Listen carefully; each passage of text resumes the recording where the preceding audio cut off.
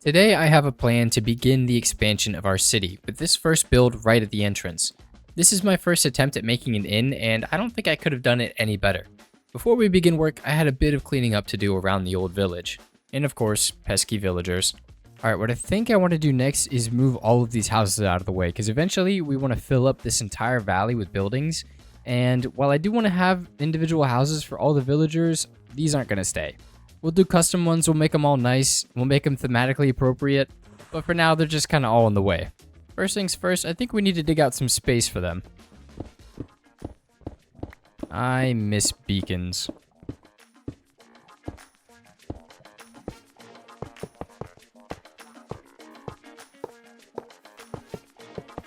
Now let's just hope these guys cooperate. Yeah, come on, get in. There we go. I guess we should go check and see if he actually made it or not. Nope, he is not in his kennel. I don't know what went wrong. Interesting. Alright, take two. Can we snag someone? Alright.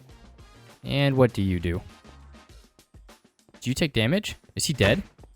Oh, no, okay, he fell in. I saw him take damage. I don't know if that's a bad thing or a good thing. Well, I mean, obviously, I guess it's not a good thing. Let's just hope it's not enough damage to really be harmful. Yep. Something went wrong.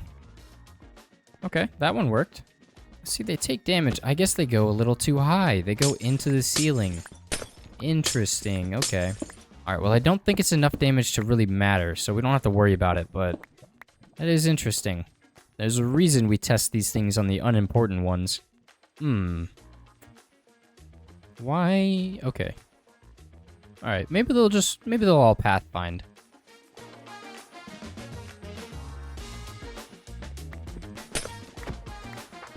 Was that weirdly easy? With the villagers moved out of the way, I could finally get to work tearing the houses down, and then on to some resource gathering. Okay, first things first, I need an axe that has silk touch on it, because currently I only have a Fortune 3 axe. And yikes. Alright, 20 levels. And there we go. 22, just so we can name it. Okay, maybe we'll also tackle a path today, because this is just awful. Why did I do this to myself?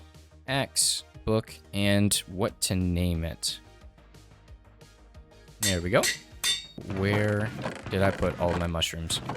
Ah, there we are. Some barone meal, and I think we're good. Okay, and I did forget that we had to grow mushrooms on Podzol, so we need this. Chop this tree down.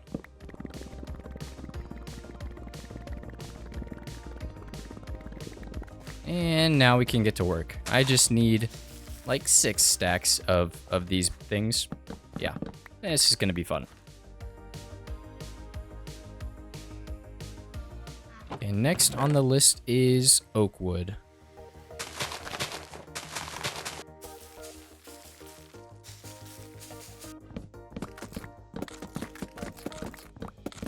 Okay, that should be enough. Next, we need a little bit of coarse dirt, which means gravel. And, ooh, that was so easy. We also need bricks. Oh, 1, 2, 3. That should be enough. And one more just in case. And we need mud bricks, which that is not going to cut it. We need like 64 times that. Yay, we get to farm some mud again. I just don't think we have enough wheat for that. Okay. So we also need to farm some wheat. Woo, material collecting. We love it.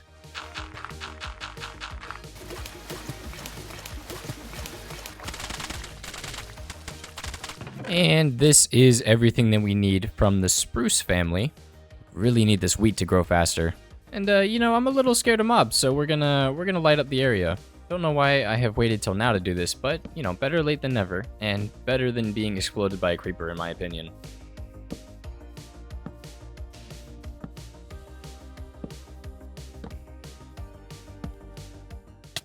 Give me your chainmail.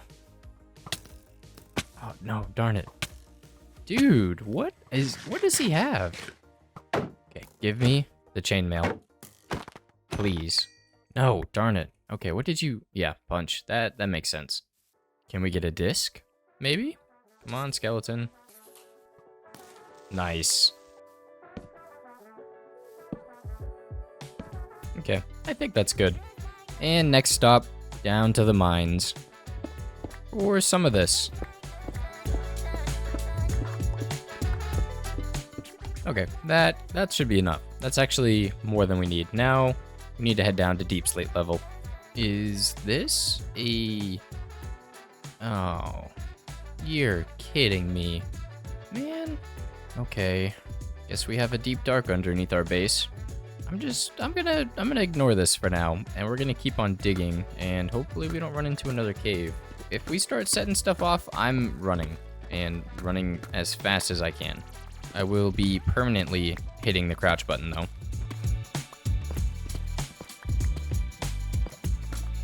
$57 or 58? I think it's 58 that's the right level. Okay, that's good enough. Doesn't hurt to see if there's anything behind this gravel though. Any blue shinies anywhere? No? Okay, I didn't want diamonds anyway. Back up we go. Okay, this should be everything that we need. And yes, it is Christmas. I'm recording this on actually the day after Christmas. So I'm all cozied up. I've got a warm drink next to me and I'm just ready to start building this thing. So let's grab some materials and let's get to work. Okay, the first thing we are going to do is the stables. And that's going to go in this area here. And then we're going to build the inn and the tavern on top of it. And we'll say that's about good. Okay, so for this build, we're starting with the stable area, and we're just going to have a small little tough wall going around, and we're going to have these little reinforced areas with some stone bricks mixed in with the tough. The coloring looks really nice together, and it just goes all in all very well with each other. Okay, just like that, we have little horse stalls now. And then on top of that, we're going to go 1, 2, 3 up with the oak logs, and 2 up on the outside. You can kind of start to see the outline of the roof taking shape here. Now we need something to look like it's supporting the roof, so we're going to take this design and we're going to add it to each one of these braces here.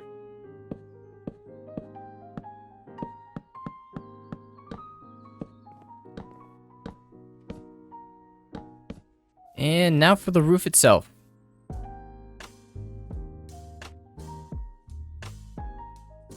Now with the roof and some extra little details, it's time to move on to another part of the build, and I think we're going to do the main section next, this inn part that's supposed to go right here.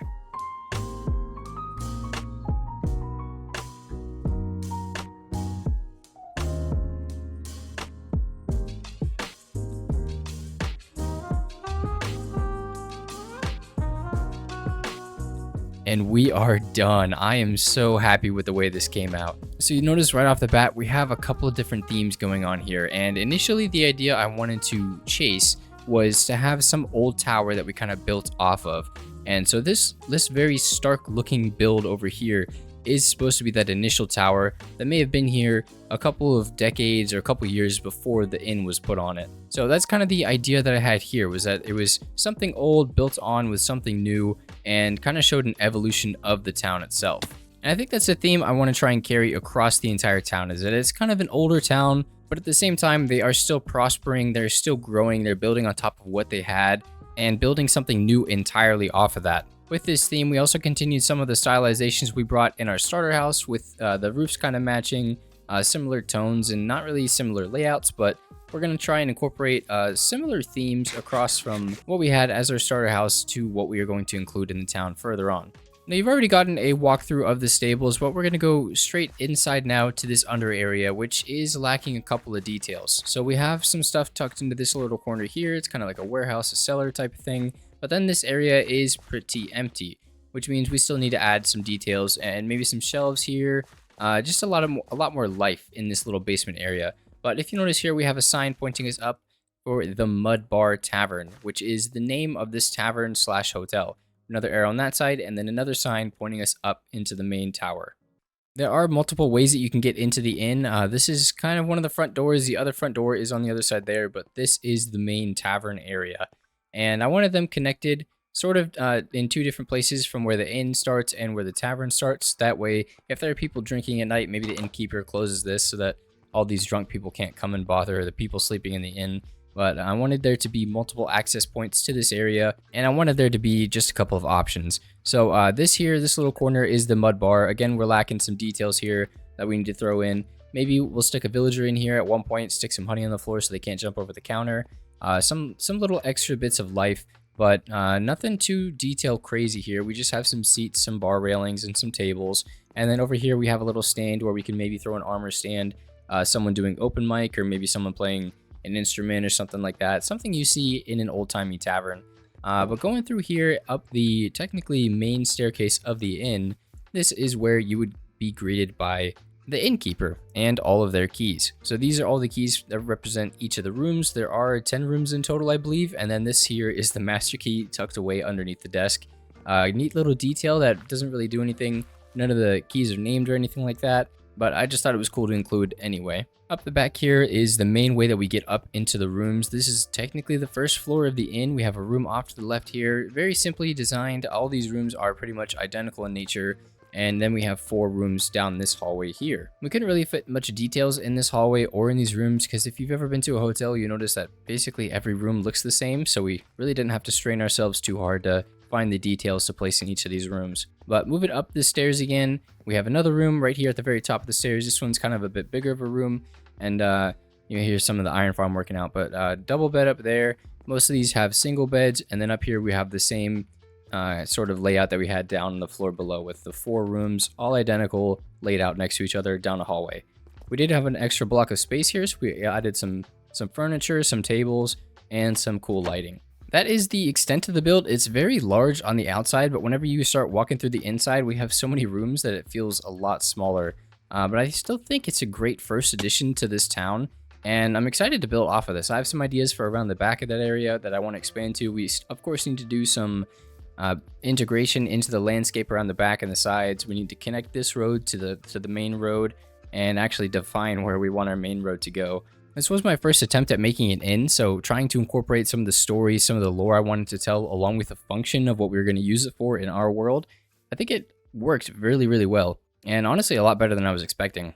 Now that the inn was done, I had the rather daunting task of trying to integrate the building into the surrounding landscape, trying my best to make it feel less placed and more like it belongs. This came in the form of some roads and pathways around the build and some terraforming around the landscape.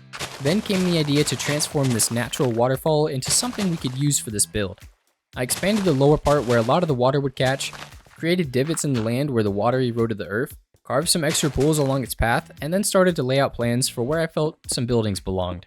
After that came the detailing, going in with cobblestone over the stone, mossy cobble over that, trying to create a feel of piles or pebbles or rocks that formed in these parts of the river, and I even added some pebbles and bigger rocks along the banks. More texturing came, and then it was time for the more naturey elements. I've only done a few terraforming jobs to date, and this one is by far my best and my most favorite. These builds were next, and we started off with a storehouse for food for the inn and the tavern, and then also a small granary that maybe makes some bread or maybe some ale. It may not seem like it, but that was several hours of work. Nearly 8 hours of my day went into doing this. And was it worth it? Oh yeah. Walking through here just puts a ginormous smile on my face. This is the kind of thing that I have started to fall in love with in Minecraft, is telling these small little stories. We really could have just slapped a bunch of bone meal in this area and called it good, but no, I took the time and was deliberate with everything that I placed in this area. We have some weeds, we have some variations of reeds and weeds across the lake. Up into the river, we have small little riverbeds here and there, a small little footbridge that reaches across into builds unknown yet. And just looking at everything that I did here, I feel like it tells such a good story. It also didn't really show well in the time lapses, but we did struggle a bit with these builds in particular. I tried to capture some of the style that we used in both of these sections of the build, as well as some of the styles that we used in the initial build of our starter house. And it was a little tough, but I think we got there. They don't look too bad, but we definitely had some trial and error go through. And I think that's okay, because if we don't have a little bit of trial and error, we never learn anything. And now that this entire area is done, we're going to take our foot off the gas a little bit and slow down and kind of enjoy what we've created here. So I tried to incorporate some of the story with these 2 builds into the inn itself. So this one, it says smokehouse. Really, it's supposed to be like a storehouse for maybe food or items or edible materials that they store in this building that they use for cooking in the inn and the tavern. So while it may say smokehouse, it technically has a couple of different uses. And right now you can't really see any of those uses because there are many details in here. I mean, it's just 4 shelves. What can you do with that? Well, my thinking is this. If we do interiors for every build in this town, which I do want to do, that might take a very long time. And I'm not really the best with interiors yet. I'm still trying to wrap my head around exterior building. So I think if we practice like this, where we have a little bit of intention, a little bit of detail, and a little bit of extra stuff here and there, we might not have the most immaculate interiors with every build that we do, but we are still going to have that intention that's there. So yes, I could spend another hour just doing this little bit of an interior, but if we leave it like this, it still has an interior, there's still an exterior that we worked and learned from, and there's obviously some life present. So yes, it's not the best thing in the world, but I think that's kind of the move and the direction that we're going to head in with all the builds. And you'll see here, this one is also very simple interior. Not as much room to work with here, but you get the idea of what's supposed to happen. You get the intent with the build. So from the outside, this granary, this ailery, whatever you want to call it, is harvesting power from the river. This big old wheel is turning that small little gearbox, and you can see that gearbox goes into this area, right into here. And this little thing churns and churns and churns the grain into a little bit of workable powder, which we don't actually have anywhere, but you get the idea. This is the same design that we have in our windmill in the survival series, and it's very simple, but it works and it gets the idea across. So this is kind of a wheat mills. Maybe they can make some ale off of it. I don't know, but it's there and the intention is there. And real fast, you may have noticed in the time lapse, I kind of went back and forth with these builds, and this one I think I struggled with the most, just trying to get down the shaping, get down the colors and how I wanted it to look, and we landed in a good spot, but for a while there, I was a little unsure that it would come out looking good, and I think it does. I think it looks pretty good. And of course, you know, if these two builds looked any better, they'd probably steal attention from the inn, and we don't want that. So I'm okay with them looking slightly potato-ish. Now, building off of the theme of the inn, we also have another ruined tower like we have over there. So this one is supposed to be some remnants of an old battlement maybe that was kind of tucked into this hill. Maybe it was part of the old wall. I don't really know, but it's here and it's building off of the ideas that we want to carry throughout the town, where it's an old town and they're building onto something new. I thought this was a great opportunity to kind of expand that a little bit. It's fun to play with these ruined builds. I think this, like having some leaf piles in the middle with some coarse dirt, it looks pretty cool in my opinion.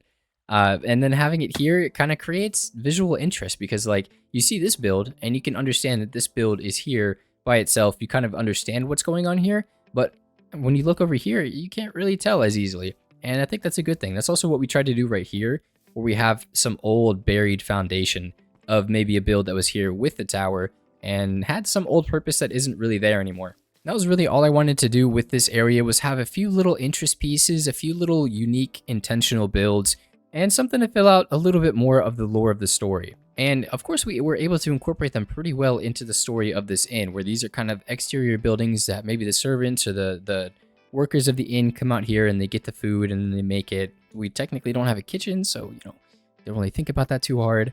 But it's still there. The intent is still there, and I think we worked with it and we succeeded. We succeeded. Now, of course, as I mentioned, we have a little bit of a footbridge down here that kind of leads off into nowhere at the moment, but this is the perfect place to expand the town.